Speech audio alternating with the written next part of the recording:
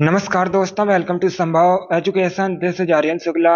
दोस्तों, जैसा कि आप सब जानते हैं, डेली इस चैनल पर स्पेशल पीटी एग्जाम 2023 के लिए क्लासेस होती हैं। सो आज की क्लास में हम प्रैक्टिस सेट सॉल्व करेंगे। इसमें आपके history, polity, economy, science, geography और करेंट अफेयर्स के क्वेश्चन होंगे। ये टॉप के क्वेश्चन होंगे, इंपॉर्टेंट क्वेश्चन होंगे। कुछ ऐसे प्रश्न हैं जो यूपी ट्रिपल एससी की परीक्षाओं में कई बार पूछे गए हैं। क्लास को आप लोग ध्यान से देखिएगा एंड क्लास के अंत में अपना स्कोर जरूर बताइए कि आपके कितने क्वेश्चन आज निकले। और आपको जो एक्स्ट्रा फैक्ट बताए जाएं उसे भी ध्यान से सुनिएगा, क्योंकि परीक्षाओं में उनसे भी प्रश्न पूछे जा सकते हैं। इस चैनल पर डेली क्लासेस होती हैं स्पेशल पीटी एग्जाम 2023 के लिए। तो डेली आप लोग सभी क्लासेस को ज्वाइन कीजिएगा। और पीटी 2023 का एग्जाम 28 और 29 अक्टूबर को होगा। तो आप लोग अब स्टडी पर ज़्यादा से ज़्यादा फोकस कीजिएगा। सबसे पहले क्लास को लाइक करिए, शेयर करिए। चैनल पर नए हैं तो चैनल को सब्सक्राइब कीजिए, बेल आइकन को प्रेस कीजिए ताकि सभी नोटिफिकेशन आप तक पहुंच सकें। चलिए शुरू करते हैं आज की क्लास। क्वेश्चन नंबर फर्स्ट के लिए आंसर करिए। इंपॉर्टेंट क्वेश्चन है, आपको एग्जाम में देखने को मिल सकता है। आपको बताना है मैथॉन बांध किस राज्य में है। बताइएगा मैथॉन डैम ये किस राज्य में स्थित है। ऑप्शन नंबर ए झारखंड में, option number B Andhra Pradesh में, ऑप्शन नंबर सी उत्तर प्रदेश में, या ऑप्शन नंबर डी महाराष्ट्र में। आपको बताना है मैथॉन डैम कहाँ पर स्थित है। इंपॉर्टेंट क्वेश्चन है, सभी लोग आंसर करिए। Very good. इसका right answer option number A होगा, झारखंड में। Yes, option number A correct answer है दोस्तों। मैथॉन डैम ये झारखंड में स्थित है, इसलिए option number A correct answer होगा। अब आपसे एग्जाम में क्वेश्चन और पूछा जा सकता है कि मैथॉन बांध, मैथॉन डैम ये किस नदी पर है। तो ये दोस्तों बराकर नदी पर है। तो आप लोग याद रखिएगा मैथॉन बांध जो कि झारखंड में है और ये बराकर नदी पर है। चलिए क्वेश्चन नंबर फर्स्ट का option number A correct answer होगा। आगे बढ़ते हैं। क्वेश्चन नंबर 2 है, ये भी इंपॉर्टेंट क्वेश्चन है, आपके एग्जाम में पूछा हुआ क्वेश्चन है। आपको बताना है वर्ल्ड टेलीविज़न डे कब सेलिब्रेट किया जाता है। बताइएगा विश्व टेलीविज़न दिवस कब मनाया जाता है। सभी लोग आंसर करिए, आपके एग्जाम में पूछा हुआ क्वेश्चन है। इसका right answer option number A होगा, 21 नवंबर को। Yes, option number A correct answer है। 21 नवंबर को प्रतिवर्ष विश्व टेलीविज़न दिवस सेलिब्रेट किया जाता है, इसलिए option number A correct answer होगा। आगे बढ़ते हैं। अब क्वेश्चन नंबर 3 के लिए आंसर करिए।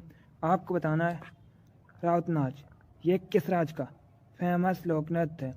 आपको बताना है राउत नाच कहाँ का लोक नृत्य है। ए झारखंड का, बी असम का, सी पश्चिम बंगाल का, या डी छत्तीसगढ़ का। इसका right answer option number D होगा, छत्तीसगढ़ का। Yes, option number D correct answer है। राउत नाच ये छत्तीसगढ़ का लोक नृत्य है, इसलिए option number D correct answer होगा। क्वेश्चन नंबर 3 का option number D correct answer है। अगला क्वेश्चन देखते हैं। अब देखिए क्वेश्चन नंबर 4 के लिए आंसर करिए। अच्छा क्वेश्चन है, बताइएगा बुल्गारिया की राजधानी क्या है। आपको बताना है बुल्गारिया की कैपिटल का नाम क्या है। सभी लोग आंसर करिए। आपके एग्जाम में जीके के इसी प्रकार के क्वेश्चन पूछे जाते हैं। जो क्वेश्चन का लेवल है वो यही रहता है। आप लोग ध्यान से क्लास को देखिए, डेली आपकी क्लास होगी, डेली क्लास को ज्वाइन कीजिएगा। अभी आंसर करिए क्वेश्चन नंबर 4 के लिए। आपको बताना है बुल्गारिया की राजधानी क्या है। Right answer option number D होगा, Sofia. Yes, option number D correct answer है। सोफिया बुल्गारिया की कैपिटल है, इसलिए option number D correct answer होगा। आगे बढ़ते हैं। अब क्वेश्चन नंबर 5 के लिए आंसर करिए। आपको बताना है रेहंद नदी किस नदी की सहायक नदी है। बताइएगा ये जो दोस्तों रेहंद नदी है ये किसकी सहायक नदी है। ए गंगा की, बी यमुना की, सी सोन की, या डी गोमती की। आपको बताना है रेहंद नदी किसकी सहायक नदी है। बहुत अच्छे, very good. Right answer option number C होगा, सोन की। Yes, option number C correct answer है। रेहंद नदी सोन नदी की सहायक नदी है, इसलिए option number C correct answer है। Very good. इसी प्रकार से आप लोग आंसर करिए। क्लास खत्म होने के बाद अपना स्कोर कमेंट बॉक्स में ज़रूर बताइए कि आपके कितने क्वेश्चन आज निकले। आगे बढ़ते हैं। अब क्वेश्चन नंबर 6 के लिए आंसर करिए। बताइएगा हॉर्नबिल त्यौहार, हॉर्नबिल फेस्टिवल किस राज्य में सेलिब्रेट किया जाता है। आपको बताना है हॉर्नबिल त्यौहार किस राज्य में मनाया जाता है। ए मणिपुर में, बी मेघालय में, सी नागालैंड में, या डी असम में। बहुत अच्छे, गुड। आपको बताना है हॉर्नबिल त्यौहार किस राज्य में मनाया जाता है। Right answer option number C होगा नागालैंड में। Yes, option number C correct answer है दोस्तों। हॉर्नबिल त्यौहार नागालैंड में मनाया जाता है, इसलिए option number C correct answer होगा।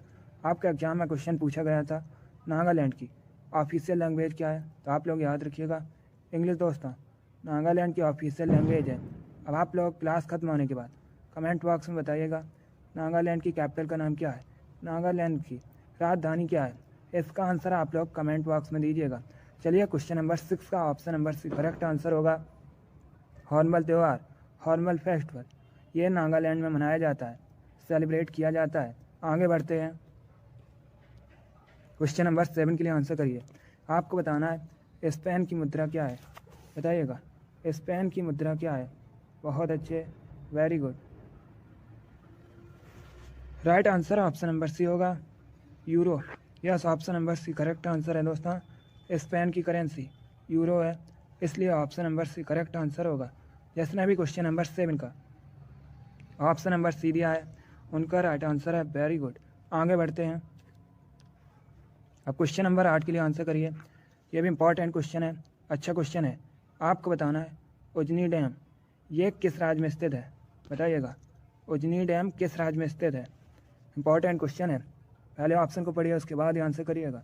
इसका right answer option number D होगा महाराष्ट्र में। Yes, option number D correct answer है दोस्तों। उजनी डैम ये महाराष्ट्र में स्थित है, इसलिए option number D correct answer होगा। अब यहाँ पर आपसे एग्जाम में क्वेश्चन पूछे जा सकते हैं कि उजनी डैम ये किस नदी पर है, तो आप लोग याद रखिएगा दोस्तों ये भीमा नदी पर है। इसीलिए इस डैम को भीमा डैम के नाम से भी जाना जाता है, भीमा बांध के नाम से भी दोस्तों इसे जाना जाता है, और भीमा सिंचाई परियोजना के नाम से भी इसी को जाना जाता है। तो आप लोग याद रखिएगा उजनी डैम महाराष्ट्र में है। चलिए क्वेश्चन नंबर 8 का option number D correct answer है, ये भीमा नदी पर है। आगे बढ़ते हैं, क्वेश्चन नंबर 9 के लिए आंसर करिए। बताइएगा दुर्गापुर कहाँ पर है। आपको बताना है दुर्गापुर ये किस राज्य में है। ए उड़ीसा में, बी पश्चिम बंगाल में, सी बिहार में, या डी झारखंड में। इसका right answer option number B होगा वेस्ट बंगाल में। Yes, option number B correct answer है, दुर्गापुर पश्चिम बंगाल में है, इसलिए option number B correct answer होगा। आगे बढ़ते हैं, क्वेश्चन नंबर 10 के लिए आंसर करिए। यह भी अच्छा क्वेश्चन है। बताइएगा किस शहर को विश्व में चमड़े के शहर के रूप में भी जाना जाता है। आपको बताना है किसे चमड़े के शहर के रूप में भी जाना जाता है। इनमें से ए कानपुर को, बी कोलकाता को, सी लखनऊ को, या डी लुधियाना को। आंसर करिएगा। इसका right answer option number A होगा Kanpur. Yes, option number A correct answer है दोस्तों। कानपुर को चमड़े के शहर के रूप में भी जाना जाता है, इसलिए option number A correct answer है। कानपुर के साथ ही दोस्तों आगरा और चेन्नई ये भी चमड़े के उद्योग के लिए प्रसिद्ध हैं। चलिए क्वेश्चन नंबर 10 का option number A correct answer होगा। बहुत अच्छे दोस्तों, वेरी गुड। अब आंसर करिए क्वेश्चन नंबर 11 के लिए। अच्छा क्वेश्चन है। आपको बताना है फ्रांस का राष्ट्रीय खेल क्या है। ऑप्शन दिए गए हैं। Option number A cricket, option number B table tennis, option number C football, या ऑप्शन नंबर डी बैडमिंटन। आपको बताना है फ्रांस का नेशनल स्पोर्ट क्या है। फ्रांस दोस्तों यूरोप महाद्वीप के अंतर्गत आता है। एग्जाम में क्वेश्चन पूछा गया था कि फ्रांस की राजधानी क्या है। आप लोग बताइएगा फ्रांस की राजधानी क्या है। Very good. यस, फ्रांस की राजधानी दोस्तों पेरिस है। अब आंसर करिए क्वेश्चन नंबर 11 के लिए। आपको बताना है फ्रांस का राष्ट्रीय खेल क्या है। Right answer option number C होगा football. Yes, option number C correct answer है, फुटबॉल फ्रांस का राष्ट्रीय खेल है। एग्जाम में क्वेश्चन पूछा गया था कि इंग्लैंड का राष्ट्रीय खेल क्या है, तो आप लोग याद रखिएगा क्रिकेट दोस्तों इंग्लैंड का राष्ट्रीय खेल है। साथ में दोस्तों ऑस्ट्रेलिया का भी राष्ट्रीय खेल क्रिकेट ही है। चलिए क्वेश्चन नंबर 11 का option number C correct answer है, फुटबॉल फ्रांस का नेशनल स्पोर्ट है। आगे बढ़ते हैं, अब क्वेश्चन नंबर 12 के लिए आंसर करिए। दिवस से संबंधित क्वेश्चन है, कन्फर्म है आपके एग्जाम में 1 से 2 क्वेश्चन दिवस से संबंधित पूछे जाएंगे। इसी प्रकार के क्वेश्चन होंगे दोस्तों। बताइएगा विश्व वन्य जीव दिवस कब मनाया जाता है। आपको बताना है विश्व वन्य जीव दिवस कब सेलिब्रेट किया जाता है। सभी लोग आंसर करिएगा। Good. Right answer option number A होगा 3 मार्च को। Yes, option number A correct answer है। प्रत्येक वर्ष 3 मार्च को विश्व वन्य जीव दिवस सेलिब्रेट किया जाता है। इसलिए option number A correct answer है। अगला क्वेश्चन देखते हैं। अब आंसर करिए क्वेश्चन नंबर 13 के लिए। आपको बताना है उत्तर प्रदेश में चौधरी चरण सिंह स्टेडियम कहाँ स्थित है। सभी लोग बताइएगा उत्तर प्रदेश में दोस्तों चौधरी चरण सिंह स्टेडियम कहाँ पर है। गुड। ऑप्शन नंबर ए प्रयागराज में, ऑप्शन नंबर बी आगरा में, ऑप्शन नंबर सी मुजफ्फरनगर में, या ऑप्शन नंबर डी गोरखपुर में। गुड। आपको बताना है चौधरी चरण सिंह स्टेडियम ये कहाँ पर है। इसका right answer option number C होगा, मुजफ्फरनगर में। Yes, option number C correct answer है। चौधरी चरण सिंह स्टेडियम मुजफ्फरनगर में स्थित है, इसलिए option number C correct answer है। एग्जाम में क्वेश्चन पूछा गया था कि चौधरी चरण सिंह अंतर्राष्ट्रीय हवाई अड्डा, इसे दोस्तों अमौसी हवाई अड्डा भी कहा जाता है, ये कहाँ पर है, तो ये लखनऊ में है। इसे भी आप लोग याद रखिएगा, ये क्वेश्चन आपके एग्जाम में पूछा हुआ क्वेश्चन है। क्वेश्चन नंबर 13 का option number C correct answer है। चौधरी चरण सिंह स्टेडियम मुजफ्फरनगर में स्थित है। आगे बढ़ते हैं।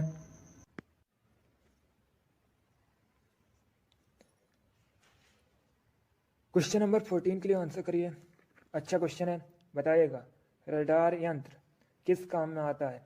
आपको बताना है रडार किस काम में आता है। ऑप्शन को पढ़िए उसके बाद आंसर दीजिएगा। आपका एग्जाम में क्वेश्चन पूछा गया था कि रडार का फुल फॉर्म क्या होता है, तो याद रखिएगा रडार का फुल फॉर्म होता है रेडियो डिटेक्शन एंड रेंजिंग। अब बताइएगा यह किस काम में आता है। Right answer option number D होगा, जहाज़ों की गति, स्थिति व दिशा मापने के लिए। तो ऑप्शन नंबर डी आपका राइट आंसर होगा। आगे बढ़ते हैं। क्वेश्चन नंबर 15 के लिए आंसर करिए। अब आपको बताना है रोजर फेडरर ये कहाँ के निवासी है। बताइएगा रोजर फेडरर कहाँ के निवासी है। पहली बात तो आप लोग याद रखिएगा रोजर फेडरर दोस्तों टेनिस के स्टार खिलाड़ी हैं। अब आपको बताना है इनका संबंध किस देश से है। Very good. Option number B correct answer है, स्विट्जरलैंड से। Yes, option number B correct answer है। रोजर फेडरर स्विट्जरलैंड के स्टार टेनिस खिलाड़ी हैं। चलिए क्वेश्चन नंबर 15 का option number B correct answer है। बहुत अच्छे। अगला क्वेश्चन देखते हैं। क्वेश्चन नंबर 16 के लिए आंसर करिए। ये क्वेश्चन मैंने अभी आपको बताया था, तो आप लोग राइट आंसर करिएगा। आपको बताना है वानखेड़े स्टेडियम कहाँ स्थित है। ऑप्शन नंबर ए मुंबई में, बी लखनऊ में, सी न्यू दिल्ली में, या डी चेन्नई में। अभी मैंने आपको ये क्वेश्चन बताया था, आप लोग राइट आंसर करिए। आपको बताना है वानखेड़े स्टेडियम कहाँ स्थित है। बहुत अच्छे। Right answer option number A होगा, मुंबई में। Yes, option number A correct answer है। अगला क्वेश्चन देखते हैं। क्वेश्चन नंबर 17 के लिए आंसर करिए। अच्छा क्वेश्चन है, साइंस से संबंधित क्वेश्चन है। पहले ध्यान से क्वेश्चन को पढ़िए उसके बाद आंसर करिएगा। गुड। आपको बताना है चांदी का, सिल्वर का लैटिन नाम क्या है। बताइएगा चांदी का लैटिन नाम क्या है। Option number A argentum, option number B aurum, option number C stannum, या option number D none of these. आपको बताना है चांदी का लैटिन नाम क्या है। सभी लोग क्वेश्चन नंबर 17 के लिए आंसर करिएगा। Very good. Right answer option number A होगा, argentum. Yes, option number A correct answer है दोस्तों। चांदी का लैटिन नाम अर्जेंटम है, इसलिए option number A correct answer है। इसीलिए दोस्तों चांदी को एजी से रिप्रेजेंट किया जाता है। और सोने का लैटिन नाम है स्टेनम दोस्तों, टिन का लैटिन नाम है। तो आप लोग इनके बारे में याद रखिएगा। इन तीनों ऑप्शन से आपके एग्जाम में क्वेश्चन पूछे जा सकते हैं। क्वेश्चन नंबर 17 का option number A correct answer है। चांदी का, सिल्वर का लैटिन नाम अर्जेंटम है। आगे बढ़ते हैं। अब आंसर करिए क्वेश्चन नंबर 18 के लिए। आपको बताना है मोमबत्ती रासायनिक ऊर्जा को किस में रूपांतरित करती है। बताइएगा मोमबत्ती केमिकल एनर्जी को किस में रूपांतरित करती है। ए विद्युत ऊर्जा में, बी यांत्रिक ऊर्जा में, सी ऊष्मा और प्रकाश ऊर्जा में, या डी नन ऑफ दीज इनमें से कोई नहीं। बहुत अच्छे। इसका right answer option number C होगा, ऊष्मा और प्रकाश ऊर्जा में। Yes, option number C correct answer है। मोमबत्ती रासायनिक ऊर्जा को ऊष्मा और प्रकाश ऊर्जा में रूपांतरित करती है, इसलिए option number C correct answer है। Very good. आगे बढ़ते हैं। अब क्वेश्चन नंबर 19 के लिए आंसर करिए। आपको बताना है मध्य प्रदेश का राजकीय फल क्या है। बताइएगा मध्य प्रदेश का राजकीय फल क्या है। बहुत अच्छे। इसका right answer option number A होगा, आम। Yes, option number A correct answer है दोस्तों, आम मध्य प्रदेश का राजकीय फल है। आगे बढ़ते हैं। क्वेश्चन नंबर 20 के लिए आंसर करिए। इंपॉर्टेंट क्वेश्चन है, आपके एग्जाम में पूछा हुआ क्वेश्चन है। आपको बताना है साइप्रस द्वीप कहाँ स्थित है। बताइएगा साइप्रस द्वीप कहाँ स्थित है। बहुत अच्छे। इसका right answer option number A होगा, भूमध्य सागर में। Yes, option number A correct answer है दोस्तों। साइप्रस द्वीप ये भूमध्य सागर में स्थित है। आगे बढ़ते हैं, क्वेश्चन नंबर 21 के लिए आंसर करिए। आपको बताना है कोटा किस नदी किनारे स्थित है। बताइएगा कोटा किस नदी किनारे स्थित है। पहले आप लोग बताइएगा कोटा ये किस राज्य में है। सभी लोग जल्दी से आंसर करिए। आपको बताना है कोटा किस राज्य में है। उसके बाद बताइएगा कोटा किस नदी किनारे बसा है। गुड। यस दोस्तों, कोटा राजस्थान का शहर है। अब बताइएगा यह किस नदी किनारे बसा है। बहुत अच्छे। करेक्ट आंसर है ऑप्शन नंबर डी होगा, Chambal. Yes, option number D correct answer है, कोटा चंबल नदी किनारे स्थित है। अगला क्वेश्चन देखते हैं। क्वेश्चन नंबर 22 के लिए आंसर करिए। आपको बताना है माई कंट्री माई लाइफ पुस्तक किसके द्वारा लिखी गई है। बताइएगा माई कंट्री माई लाइफ पुस्तक के लेखक कौन है। बहुत अच्छे। इसका right answer option number D होगा, Lal Krishna Advani. Yes, option number D correct answer है दोस्तों। माई कंट्री माई लाइफ पुस्तक के लेखक लाल कृष्ण आडवाणी है, इसलिए option number D correct answer होगा। अगला क्वेश्चन देखते हैं। क्वेश्चन नंबर 23 आपके सामने है, इंपॉर्टेंट क्वेश्चन है। आपको बताना है भारत के किस राज्य को मसालों का बगीचा कहते हैं। आपको बताना है भारत में किस राज्य को मसालों का बगीचा कहा जाता है। ए आंध्र प्रदेश को, बी केरल को, सी तमिलनाडु को, या डी उत्तराखंड को। गुड। इसका right answer option number B होगा, केरल को। Yes, option number B correct answer है, केरल को भारत में मसालों का बगीचा कहा जाता है, इसलिए option number B correct answer है। एक क्वेश्चन आपके एग्जाम में पूछा गया था, मैंने भी आपको ये क्वेश्चन कई बार बताया है कि केरल की ऑफिशियल लैंग्वेज क्या है। ये क्वेश्चन आपके एग्जाम में पूछा हुआ क्वेश्चन है, तो आप लोग याद रखिएगा मलयालम दोस्तों केरल की ऑफिशियल लैंग्वेज है। क्वेश्चन नंबर 23 का option number B correct answer है, केरल को भारत में मसालों का बगीचा कहा जाता है। अगला क्वेश्चन देखते हैं। क्वेश्चन नंबर 24 आपके सामने है। बताइएगा गीता रेस पुस्तक के लेखक कौन है। आपको बताना है गीता रेस नामक पुस्तक के लेखक कौन है। ए जवाहरलाल नेहरू, बी बाल गंगाधर तिलक, सी महात्मा गांधी, या डी सुभाष चंद्र बोस। आपको बताना है गीता रेस नामक पुस्तक किसके द्वारा लिखी गई है। बहुत अच्छे। इसका right answer option number B होगा, Bal Gangadhar Tilak. Yes, option number B correct answer है दोस्तों। गीता रेस पुस्तक के लेखक बाल गंगाधर तिलक है। अगला क्वेश्चन देखते हैं। क्वेश्चन नंबर 25 आपके सामने है। अब आपको बताना है धनराज पिल्ले किस खेल से संबंधित हैं। बताइएगा धनराज पिल्ले किस खेल से संबंधित है। गुड। बहुत अच्छे। आपको बताना है धनराज पिल्ले किस खेल से संबंधित है। Right answer option number C होगा, हॉकी से। Yes, option number C correct answer है दोस्तों। धनराज पिल्ले एक भारतीय हॉकी के खिलाड़ी हैं, इसलिए option number C correct answer होगा। अगला क्वेश्चन देखते हैं। क्वेश्चन नंबर 26 के लिए आंसर करिए, इंपॉर्टेंट क्वेश्चन है। बताइएगा सलाल परियोजना किस नदी पर है। एक क्वेश्चन एग्जाम में पूछ लेते हैं कि सलाल परियोजना कहाँ पर है, तो याद रखिएगा दोस्तों ये जम्मू और कश्मीर में है। अब आपको बताना है ये किस नदी पर है। अच्छा क्वेश्चन है, बताइएगा सलाल परियोजना किस नदी पर है। Right answer option number D होगा, चिनाब नदी पर। Yes, option number D correct answer है, सलाल परियोजना जो कि दोस्तों जम्मू कश्मीर में है और ये चिनाब नदी पर स्थित है। अगला क्वेश्चन देखते हैं। क्वेश्चन नंबर 27 के लिए आंसर करिए। बताइएगा फ्लोरीन का परमाणु क्रमांक कितना होता है। आपको बताना है फ्लोरीन की परमाणु संख्या कितनी होती है। पहली बात तो आप लोग याद रखिएगा फ्लोरीन को दोस्तों एफ से रिप्रेजेंट किया जाता है। अब आपको बताना है फ्लोरीन की परमाणु संख्या कितनी होती है। वेरी गुड, बहुत अच्छे। इसका right answer option number C होगा 9। Yes, option number C correct answer है, फ्लोरीन की परमाणु संख्या 9 होती है। क्वेश्चन नंबर 27 का option number C correct answer है। आगे बढ़ते हैं। अब क्वेश्चन नंबर 28 के लिए आंसर करिए। आपको बताना है विश्व पर्यटन दिवस कब मनाया जाता है। बताइएगा विश्व पर्यटन दिवस कब मनाया जाता है। बहुत अच्छे। इसका right answer option number D होगा 27 सितंबर को। Yes, option number D correct answer है दोस्तों। प्रतिवर्ष 27 सितंबर को विश्व पर्यटन दिवस मनाया जाता है, इसलिए option number D correct answer होगा। अगला क्वेश्चन देखते हैं। क्वेश्चन नंबर 29 के लिए आंसर करिए। यह भी अच्छा क्वेश्चन है। आपको बताना है निम्न में से किस वेद में संगीत का वर्णन है। बताइएगा संगीत का वर्णन किस वेद में है।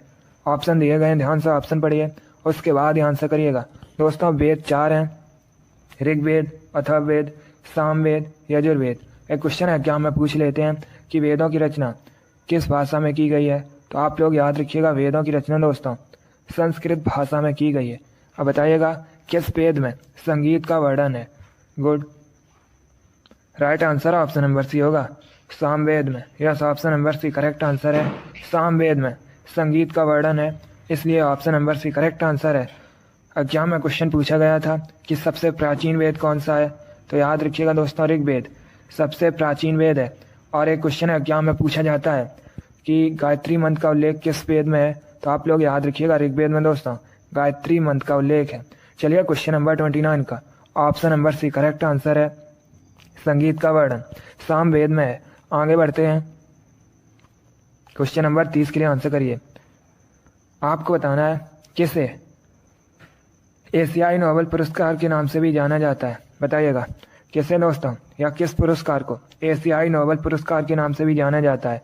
Option number A Ramon Magsaysay पुरस्कार, option number B Shanti Swarup Bhatnagar पुरस्कार, ऑप्शन नंबर सी ऑस्कर पुरस्कार, या option number D none of these इनमें से कोई नहीं। क्वेश्चन नंबर 30 के लिए आंसर करिएगा। बहुत अच्छे, इसका right answer option number A होगा, रेमन मैग्सेसे पुरस्कार। Yes, option number A correct answer है। रेमन मैग्सेसे पुरस्कार को एशियाई नोबेल पुरस्कार के नाम से भी जाना जाता है, इसलिए option number A correct answer है। यह भी इंपॉर्टेंट क्वेश्चन है, आपको एग्जाम में देखने को मिल सकता है। आगे बढ़ते हैं। क्वेश्चन नंबर 31 के लिए आंसर करिए। बताइएगा ओणम किस राज्य का प्रमुख त्यौहार है। आपको बताना है ओणम दोस्तों किस राज्य का मेन फेस्टिवल है। ए असम का, बी मिजोरम का, सी केरल का, या डी नागालैंड का। सभी लोग आंसर करिएगा। गुड, इसका right answer option number C होगा, केरल का। Yes, option number C correct answer है दोस्तों।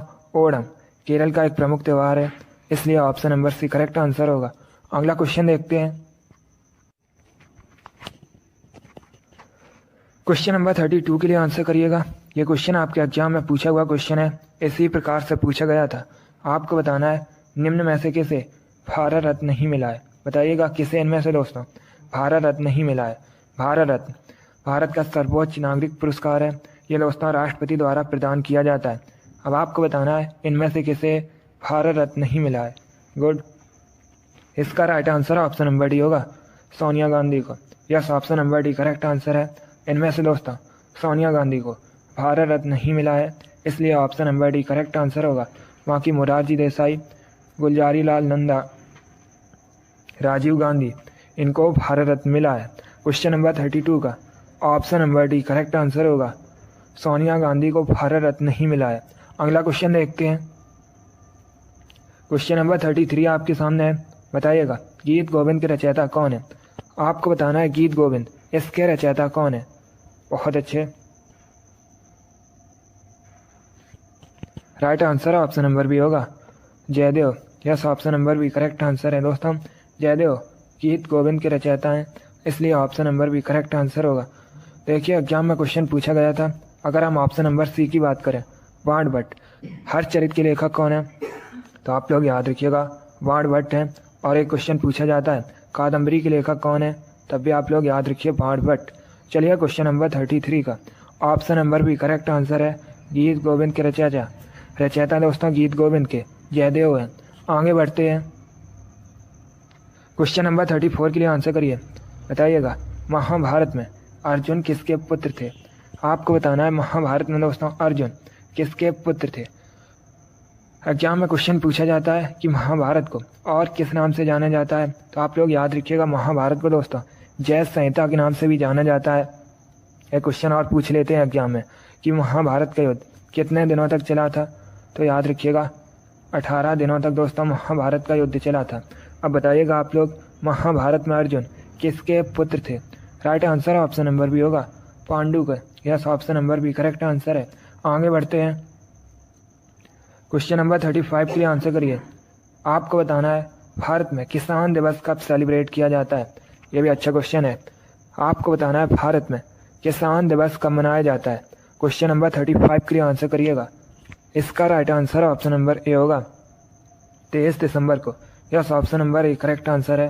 प्रतिवर्ष भारत में 23 दिसंबर को किसान दिवस मनाया जाता है, इसलिए option number A correct answer होगा। क्वेश्चन नंबर 35 का option number A correct answer है। भारत में 23 दिसंबर को किसान दिवस सेलिब्रेट किया जाता है। बहुत अच्छे दोस्तों, वेरी गुड गुड गुड। चलिए दोस्तों, आज की क्लास में हमने जीके के 35 इंपॉर्टेंट क्वेश्चन डिस्कस किए with extra fact. I hope आप सभी को ये क्वेश्चन समझ आए होंगे। सो लाइक करिए, शेयर करिए। चैनल पर नए हैं तो चैनल को सब्सक्राइब कीजिए, बेल आइकन को प्रेस कीजिए ताकि सभी नोटिफिकेशन आप तक पहुंच सकें। आप लोग अपना स्कोर कमेंट बॉक्स में ज़रूर बताइए कि आपके कितने क्वेश्चन राइट निकले। इसी के साथ मैं आपको मिलूंगा अगली क्लास में। Thank you guys, thank you for watching. God bless you all.